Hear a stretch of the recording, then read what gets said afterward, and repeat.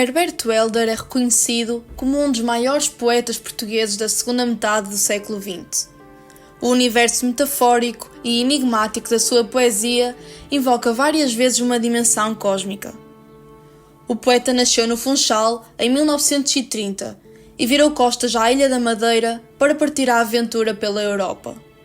Frequentou a Faculdade de Letras da Universidade de Coimbra, tendo desistido mais tarde por pensar que não acrescentava nada à sua formação. Em Lisboa, começou a viver da própria escrita. O poeta faleceu em 2015, na sua casa em Cascais, vítima de ataque cardíaco. Marcadamente poeta, os livros que escreveu em prosa também marcaram a diferença, principalmente tendo em conta a linguagem ousada e sem preconceitos. Os seus poemas estão frequentemente associados a temas ligados ao questionamento do eu, à presença de medos e ao conhecimento do humano.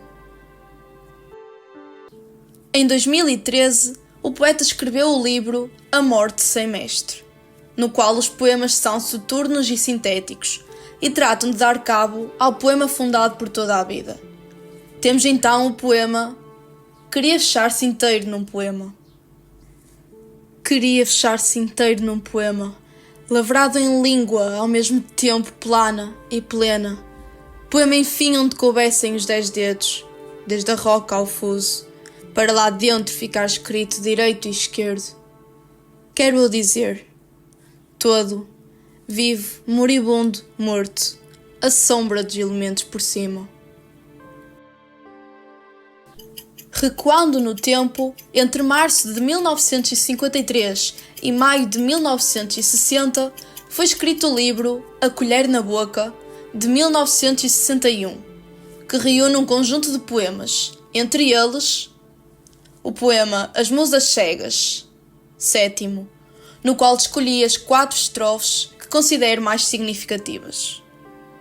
Bate-me à porta, em mim, primeiro devagar, sempre devagar, desde o começo, mas ressoando depois, ressoando violentamente pelos corredores e paredes e pátios desta própria casa que eu sou, que eu serei até não sei quando. É uma doce pancada à porta, alguma coisa que desfaz e refaz um homem. Uma pancada breve, breve, e eu estremeço como um archote. Eu diria que cantam, depois de baterem, que a noite se move um pouco para a frente, para a eternidade. Eu diria que sangra um ponto secreto do meu corpo, e a noite estala imperceptivelmente ou se queima como uma face. Escuta, que a noite vagarosamente se queima como a minha face. Essa criança tem boca, há tantas finas raízes que sobem do meu sangue. Um novo instrumento, uma taça, situou-se na terra, e há tantas finas raízes que sobem do meu sangue. E uma candeia, uma flor, uma pequena lira, podem erguer-se de um rio de sangue sobre o mundo. Um novo instrumento rodeado pelas campânulas inclinadas, por ligeiras pedras úmidas, pelos animais que movem no seu calmo alto fogo as grandes cabeças sonhadoras. Essa criança dorme sobre os meus lagos de treva. Pensei algumas palavras para oferecer-lhe. Esqueço-me tantas vezes dos mistérios dessa porta, porque então é muito estreita, com os seus espelhos de trás, com um vestíbulo frio. Mas é tão belo uma criança ainda enevoada, uma criança que ascende como uma grande música desta rede de ossos, deste espinho de sexo, da confusa pungência, escuta, da pungente confusão de um homem restrito com a sua vida tão lenta.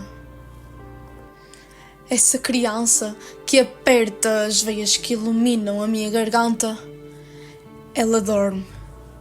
Escuta, a sua vida estala como uma brasa, a sua vida deslumbrante estala e aumenta. Se um dia os archotes incendiarem essa boca e as faúlhas cercarem o silêncio tremendo dessa pequena boca, escuta. A minha boca, lá embaixo, está coberta de fogo.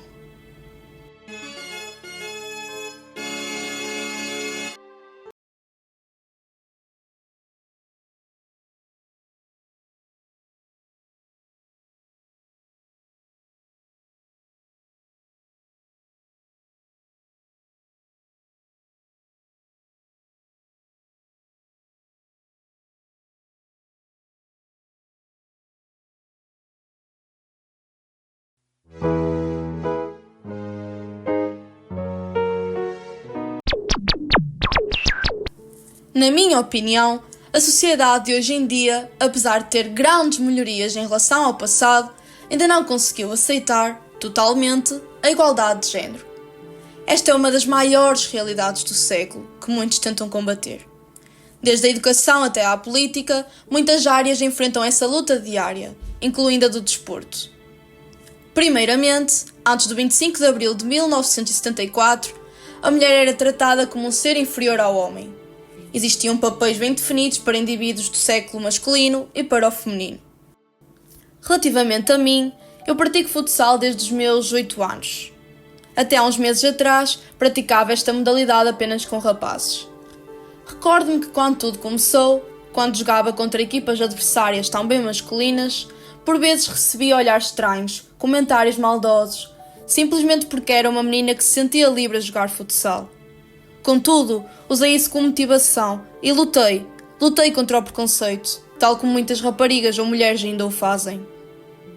Em suma, infelizmente, a meu ver, muitas mulheres ainda são privadas de seus sonhos por não serem vistas como dignas destes. Portanto, é necessária uma mudança na mentalidade por parte de pessoas influentes nesta área, mas também por nossa. Afinal, os sonhos existem para se tornarem realidade, e cada um é livre de ser e fazer o que quiser. Continuaremos a lutar por um mundo onde todos sejamos socialmente iguais, humanamente diferentes e totalmente livres, porque liberdade é felicidade. De facto, eu sou excelente, tu és excelente e todos somos excelentes, cada um à sua maneira.